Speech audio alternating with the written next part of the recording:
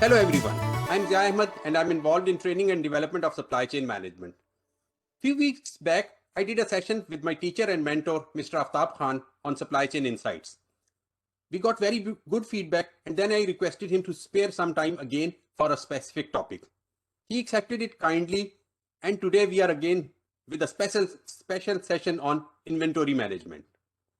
First, I will start with his brief introduction. Mr. Aftab Khan is a very experienced supply chain professional, well known in professional circles for his contribution to the advancement of supply chain profession and education in particular. Besides his role in trade and industry, he is the executive director of Business Research and Service Institute, BRASI, USA. And now turning to our topic. Inventory is always the most expensive asset of an organization. When we talk about inventory, generally available quantity of saleable stocks comes to our mind, but inventory covers all the items, whether saleable or non-saleable, available with us. While managing inventory, we do not want to meet two extremes. First, we have big heaps of stock and there is no sale. And second, customers are ordering, but we don't have anything to fulfill their orders. Inventory management teaches us how to keep a balance and avoid both these unwanted situations. For more details on this, we will now request Mr. Aftab Khan. Sir, how are you? I'm very good, thank you. Zia, how are you doing? I'm fine. So, situation of COVID is under control on your side?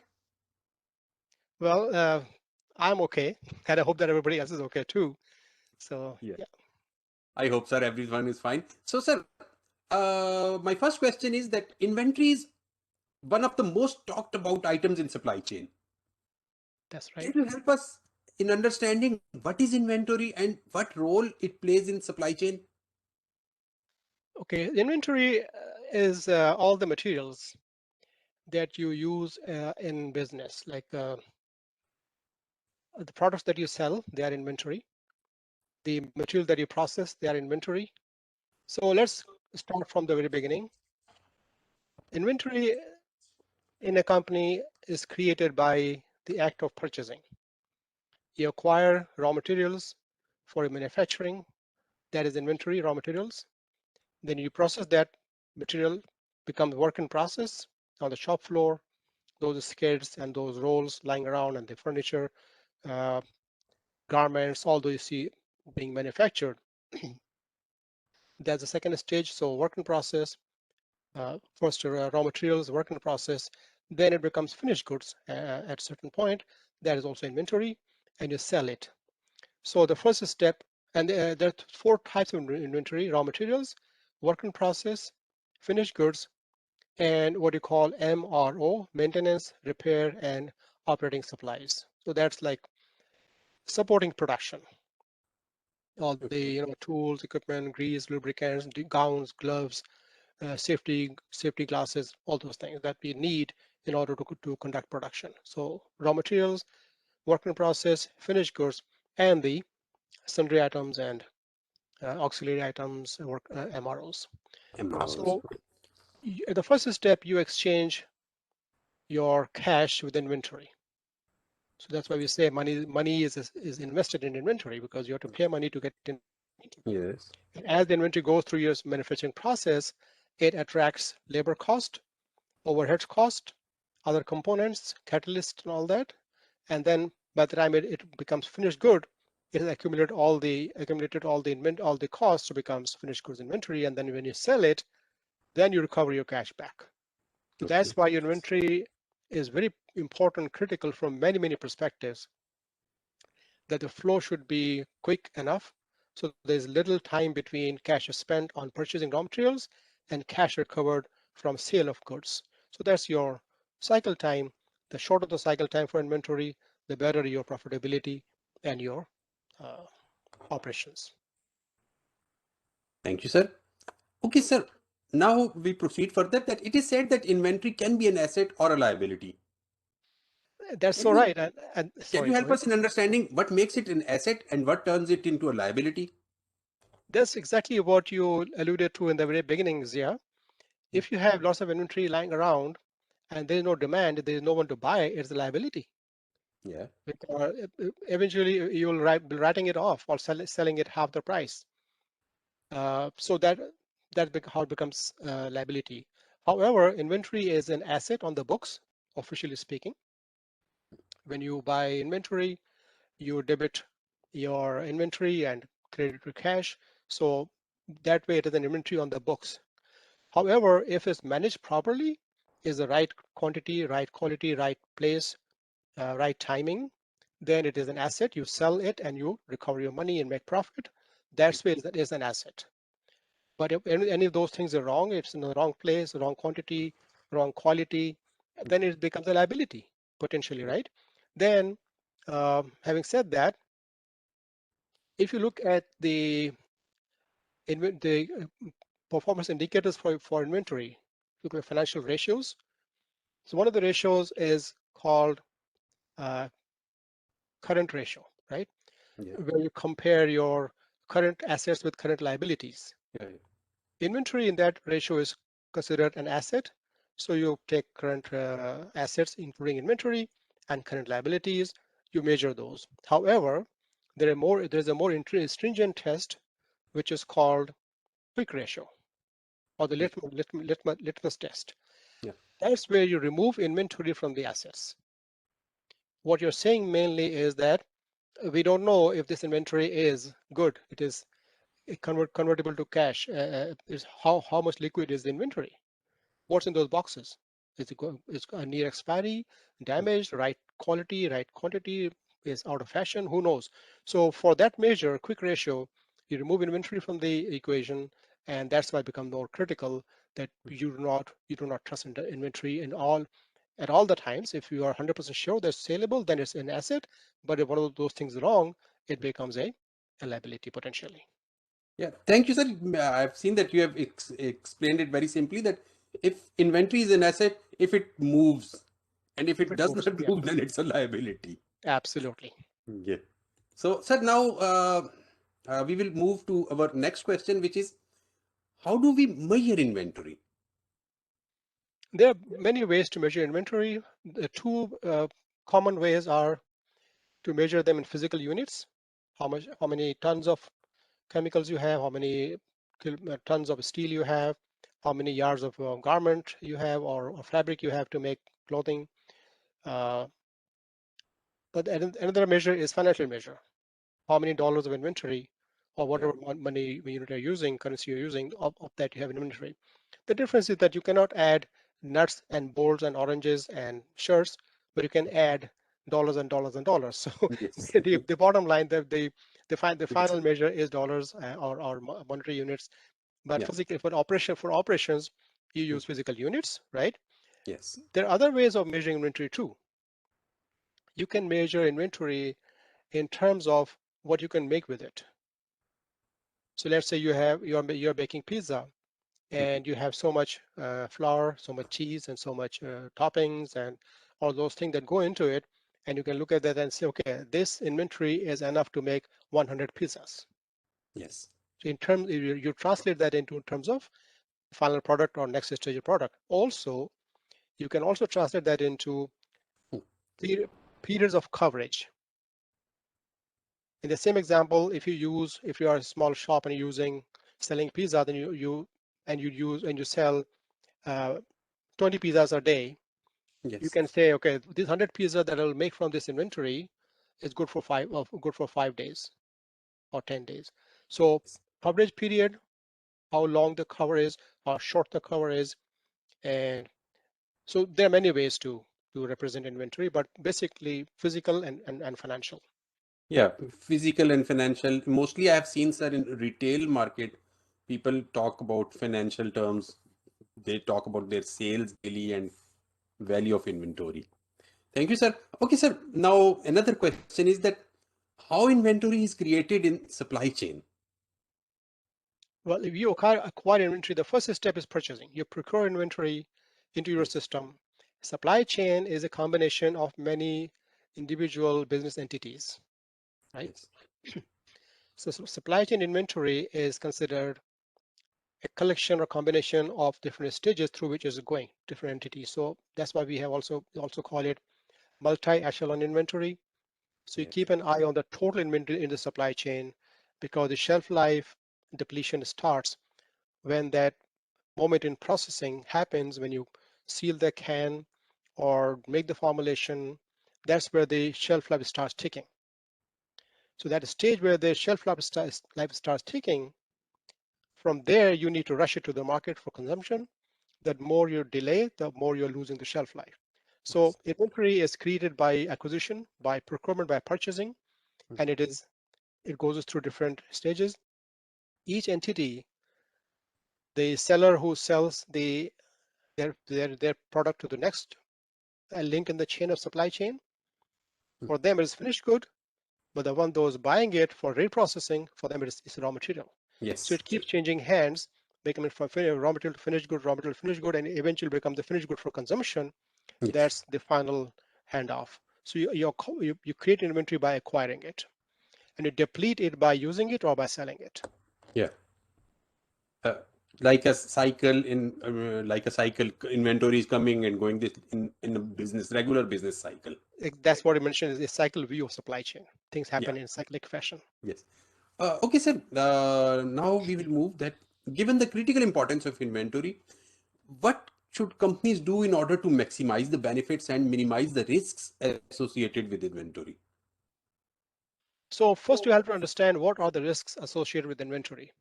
The Yeah. biggest risk is the risk of redundancy, not able to sell it Yes. or use it for the purpose that you intended. So the forecast is where it all begins.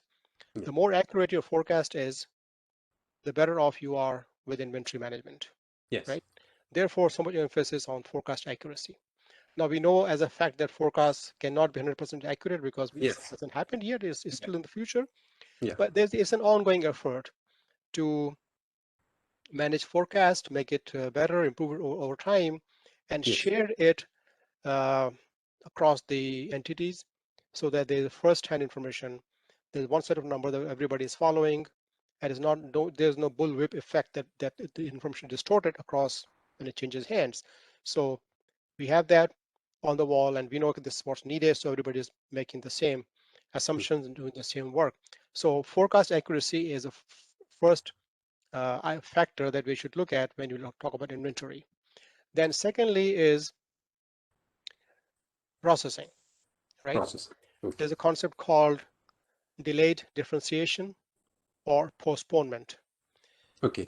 The idea is that you do not process inventory beyond your immediate need or beyond your known orders. You'll have to push inventory against forecast, create so much because the lead time is involved. But if there's an opportunity in the process that you can stop there, for example, before final assembly, you can stop there and wait for customer orders to Mm. arrive before you can do the final step. That's Mm. called the boundary line between push processes and pull processes. That also helps you remove some of the uncertainties and risks to inventory. Okay. These are the conceptual and procedural tools and strategies. On the physical plane, your inventory is like a physical asset. Where you store it should be proper storage. If it's temperature controlled, there should be Mm. monitors and alarms and triggers. If there's Mm. temperature excursion, you should look at that. But from a planning perspective, Mm. postponement, forecast accuracy, and quick Okay. turnover, those are the strategies. Okay. Okay. Sir, you mentioned that inventory is related at purchasing. What triggers a purchasing action? For example, how does a purchaser determine when to buy and how much to buy? Oh, that's a good question, because that's all about planning, right? The visibility, forward visibility. So there are two approaches to what to buy and when. Yeah. So what to buy is determined by your forecast, your raw materials, bill of materials, and your uh, the components plan. When to buy and how much is what we'll talk about. So when to buy is the two approaches. One Right. is called the time phase order point planning, meaning that reorder point basically. Reorder. So you consume the inventory. Let's assume you're starting with a large amount of inventory sufficient for your needs. You start using it, Yes. and then you predetermine that, okay, I will place the next order when my inventory drops to the certain level. What's Okay. that level? That level is such that it leaves enough stock in hand to sustain until the next replenishment order arrives. That's called the Yes. demand during lead time. So there's a lead time from ordering to receipt, from clearance Yes. and quality inspection. There is time involved before once you order, and then they take so much time to deliver it. You should have enough left in the stock so that it continues and sustains until you get the next order. That's called a reorder point. Okay. Uh, just like in your car, if you are using, you're telling yourself, I will always refill my tank, get gas once I hit the quarter mark, Yeah. Yeah. right? Yes. You Yes. may hit the quarter mark in 1 week, or Yes. you may hit it in like 2 hours if you're driving far distance, right? Yes. Three Yes. hours. So Yes. depending on the consumption rate. So whenever the reorder point is hit, you place Yeah. the order Yeah. regardless. Depends on That's the one. consumption rate. So Yes. that's one strategy, reorder point. The other Okay. strategy is, other approach is fixed interval. Hmm. That's used mostly for bulk materials in the yard, lumber, steel. Is not very precise. So you say, okay, based on consumption, our stock always is like 1 month's cover. Yes. Every 2 to 3 weeks, or three, let's put it this way, 3 weeks we go Hmm. and we check the inventory, and whatever has been consumed, we replace it. Yeah. So one is reorder point, Hmm. the other one is fixed interval ordering. Yeah, sir, in this I have not seen here, but back in my home country in Pakistan, I had seen that some big pharmaceutical companies were always pressurizing their distributors to keep an inventory of almost 60 days. Okay, Almost 60 days, that 30 days for consumption and 30 days for your right, safety. right. Yeah, yeah. That I have not seen it here, but I have seen it there. It's stated differently. What you're talking about is a lead time safety stock, Yes. right? You can, so it's basically safety stock to cushion or buffer against demand variability. What they're saying is, hey, keep say 6 months in your 60 days in your hands, just in case demand spikes, you have something to run for the while, and then you can replenish. So it gives you Okay, some sir, time. thank you for this. Can you just elaborate a little bit about safety stock? That what is Yeah, it and how it helps us then? exactly. Safety stock is because we just said that forecast is never accurate. So, and we don't want to turn away customers. So Mm. let's say the demand was for 100. You would like to keep 100, a little over 100. Now, how Yes. much over? It depends on how much variability is in the market. Yeah. So let's say you decide to keep 110 Mm. against a forecast of 100. So that Yes. 10 extra is your safety stock. Yeah. And again, if your demand variability is very high, then you tend to keep more safety stock. If your demand variability against actual sales is less, then you keep less safety stock. But that's it, like it buffers Mhm. your inherent variability in the marketplace. Yeah. So, sir, but when we talk about safety stock, can this help us in disaster-like situations? Well, Disaster time definitely, needs, can this help us there or no? It can uh, only in regular in situations. in principle, no, because in a specific term, when you say safety stock, because in supply chain management you have very specific terminology, Yeah. right? So safety stock, in essence, is on a rolling basis. It is used or is meant to absorb day-to-day variability. Yeah. It's not for disasters, right? Okay, that's No, the point. That this is not for no, disasters. it's not. For disaster, Mm. you have another strategy, which is called Mm. stockpile. Okay. A stockpile is something, a big, huge quantity you store somewhere, and then you Yes. keep it fresh by rotating it. Let's say you put food supplies Mhm. for in your town, Mm. you identify there are 100,000 people Yes. who are susceptible to food shortage if Yes. something happens. So Okay. 100,000 food units you will keep in a store somewhere, and you will rotate them as they come close to expiry. You'll use them, bring the fresh stuff in. So you're keeping aside a fixed quantity for the disaster. That's a stockpile. It's not safety stock. Okay, okay. Safety is a rolling basis, day-to-day replenishment and replanning. So they're two different things. So, sir, it means for stockpiling, we need big investment also then. Yes. And then That's everyone why cannot do it then. no, that's why governments are involved. States and governments are involved in stockpiling. It's not private enterprise. It's Hmm, made it's done by your taxes, of course, and hmm, our taxes, it's our money, but of course hmm, we are also the hmm, beneficiaries. hmm, So governments, when they identify a need, a hmm, potential risk, then they do this responsibility that they stockpile things for disaster hmm. usage, and there are organizations, association, and offices who do this. So Okay, that's a different ballgame altogether. okay. Stockpile, it's a big investment and mostly governments are doing it. Yeah, Okay. Yeah. the companies can do that too. I mean, depending. You identify that a healthcare company will think that okay, from their customer base, there's certain population for them. They will stockpile material. They do that. It's just for the governments. Okay, sir. Now we will go to the questions which we have received from our viewers. First of all, we have received a question from Mr. Bernard from Kenya. Okay. And he wants to know how does the health sector manage or apply just-in-time strategy in current pandemic environment? Oh, Very okay. I specific see. question. I see. No, that's very important question. Yes. So yeah, we are talking about two things here. Mhm. One is the just-in-time philosophy, or just-in-time approach or way of doing things, Yes. and then talk about the pandemic, right? Yes. How do we use just-in-time in pandemic? Yeah.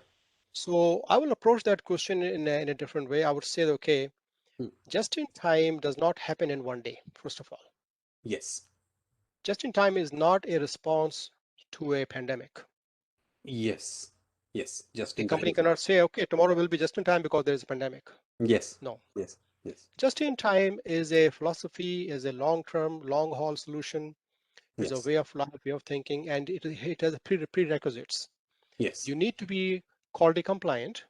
Yes. You have to have TQM philosophy, total quality management. You Yes. have to have Six Sigma applied to your processes, so you're reliable. You Okay. have lean methods applied, so you don't have waste in processes. Uh, Okay. so those approaches you may have theory of constraints applied, so that there is no you have drum buffer rope DBR applied, so that there is no redundancy or there's no constraint. So Okay. you use just in time to become better business. For better Pandemic business. or no Yes. pandemic or no pandemic, Yes. right? So you have just in time as a philosophy, and you're using it, and pandemic happens, Okay. right? So if you have just in time all those processes, then you will be better able to respond and tackle with the pandemic. Your response will be much swifter, better, Yes. and you won't be sidetracked so you won't be off the track. So companies who invest on Yes. an ongoing basis in the improvements called continuous improvements, they are better off against competition or other companies who have not done this on an ongoing basis. So the answer to that question is definitely just in time is very useful in pandemic, Hmm. right? Hmm. Same processes. When something is needed, only then when you will order it, you Okay. will not waste inventory. Yes. It will Yes. be used for people who need it, right? Yes. And provided just in time. But also, if you don't have quality, then arriving there just in time is useless because the quality is not good. So Okay. the precursor is quality, and Six Sigma, all those tools, they work together to make you just in time. Okay. Just in time is a consequence, as a result of those methodologies. Okay. So to just summarize it, yes, exactly. Just in time is very valuable in pandemic. However, you have to work on it diligently over time. Okay. Okay. Uh, Thank you, sir. So, sir, now we have two questions from Mr. Ibrahim Mohammed from Oman. His Okay. first question is that how do we evaluate inventory turnover result?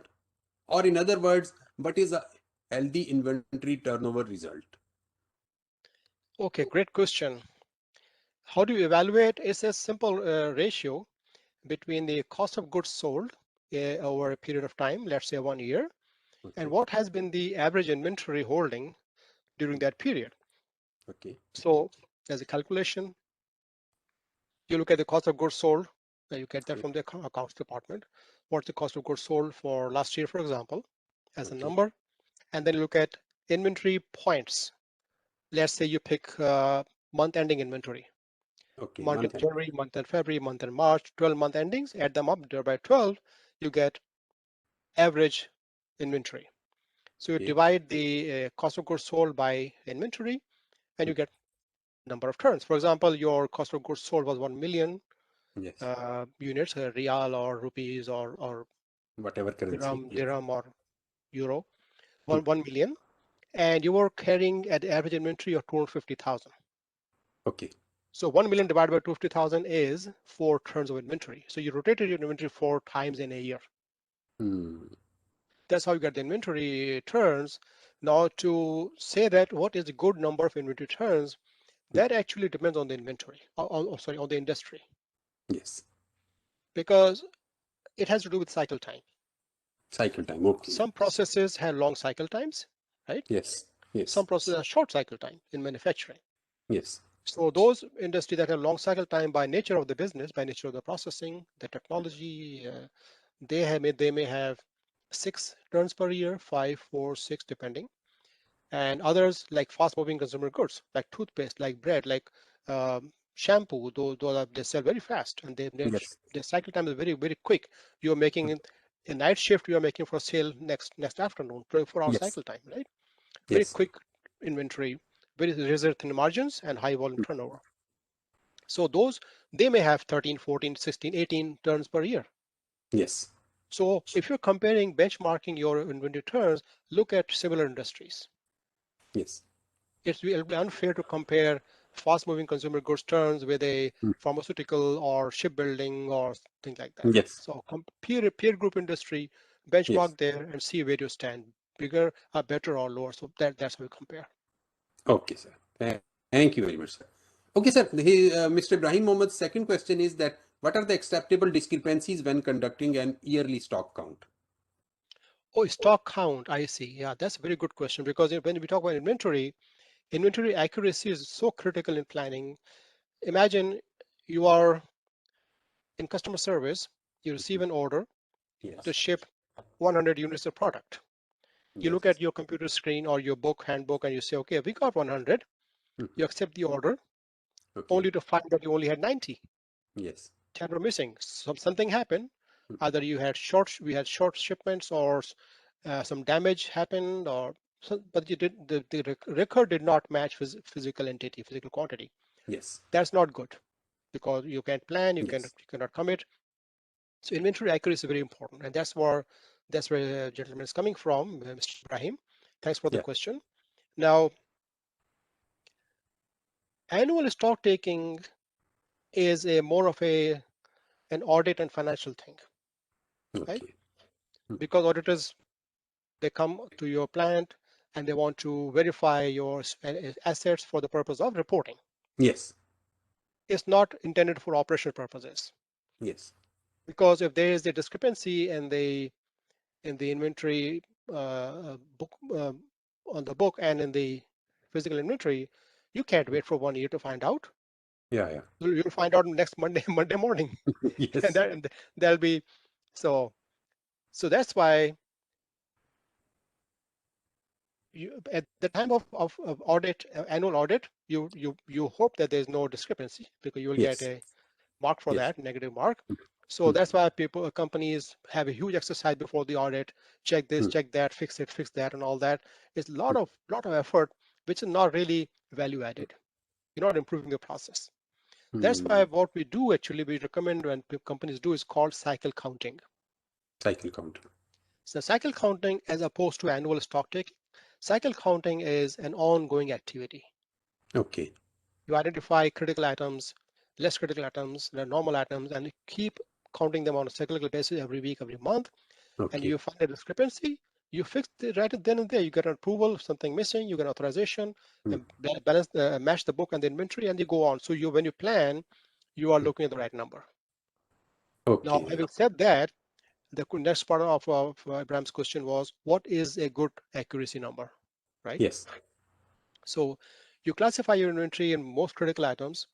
That's where you want to achieve 100%, Yes. 99%, very high number, because they're critical, they're expensive, they are important ingredient for your product. You don't want to mess there.